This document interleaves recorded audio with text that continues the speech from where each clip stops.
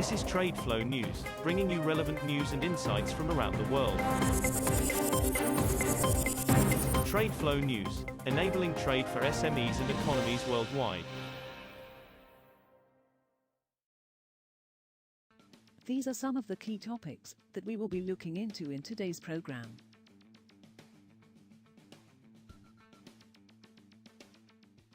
First, let's take a look at the overnight headlines which are impacting the commodity markets.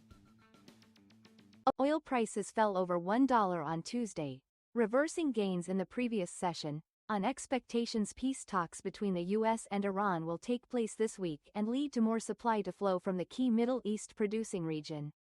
Brent crude futures declined $1.04, or 1.1%, at $94.44 a barrel at 0600 GMT. U.S. West Texas Intermediate, WTI, for May fell $1.66, or 1.9%, to $87.95. The May contract expires on Tuesday and the more active June contract was down $1.24, or 1.4%, at $86.18. Both benchmarks surged on Monday, with Brent up 5.6% and WTI up 6.9%, after Iran again shut the Strait of Hormuz, closing the key oil transport artery, and the U.S. seized an Iranian cargo ship as part of its blockade of the country's ports. China will lower the retail price caps for gasoline and diesel sold domestically by 555 yuan, $81.44, per metric ton and 530 yuan per ton, respectively, from Tuesday night, the country's state planner said on Tuesday. China last raised the maximum retail prices for gasoline and diesel on April 7 by 420 yuan per ton and 400 yuan per ton, respectively. Moving on to the top news in the energy sector. The conflict between Iran and the United States and Israel is creating the worst energy crisis ever faced by the world, the head of the International Energy Agency, IEA, said on Tuesday. This is indeed the biggest crisis in history, Birol told France Inter Radio in an interview broadcast on Tuesday.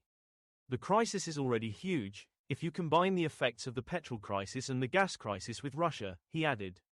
The war in the Middle East has choked up maritime traffic in the Strait of Hormuz, which is a conduit for a fifth of global oil and liquefied natural gas flows.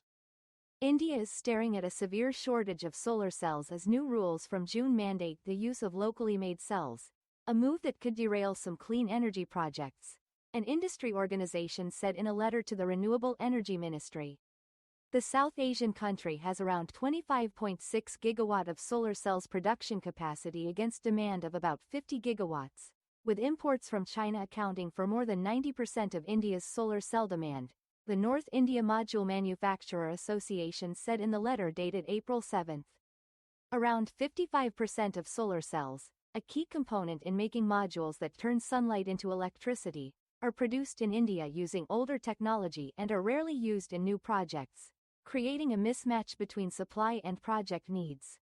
Next, we have the top news in metal market. A leading industry group representing small and mid-sized firms that recycle metals, plastics, e-waste, rubber and glass has sought intervention from the Prime Minister's Office, PMO, to remove an import tax on aluminium scrap, citing rising costs and strong demand, according to a letter reviewed by Reuters.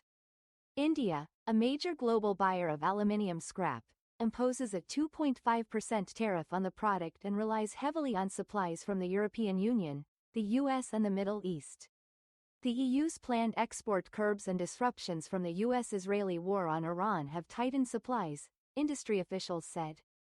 China's refined copper output reached a record high in March, official data showed Tuesday, defying smelters' promises to reduce output, thanks in part to a surge in the price of production byproduct sulfuric acid. Refined copper production in March surged 8.7% annually to 1.33 million metric tons, data from the National Bureau of Statistics showed, surpassing the record set in December. First quarter production also hit a record high at 3.79 million tons. We will now look at the top news in the agricultural sector. Indonesia consumed 3.9 million kilolitres of palm-based biodiesel in the year to date up to April 13 under its biodiesel blending mandate, an energy ministry official said on Tuesday, as preparations got underway to increase the blending rate further. Starting from July 1, Indonesia will raise the mandatory palm oil-based biodiesel content from the current 40% to 50%, with the remainder consisting of conventional diesel. The program is part of the government's strategy to reduce its dependence on costly fuel imports and mitigate Iran war risks. The Energy Ministry said a transition period of 3 months will start on July 1st to make the switch to the new blend, known as B50. That is all for today's news on commodity markets. Stay tuned to TradeFlow News as we continue to provide you with more updates. We also invite you to follow us on Twitter at TradeFlow News, which allows you to watch our program on your mobile device or desktop to receive information from there.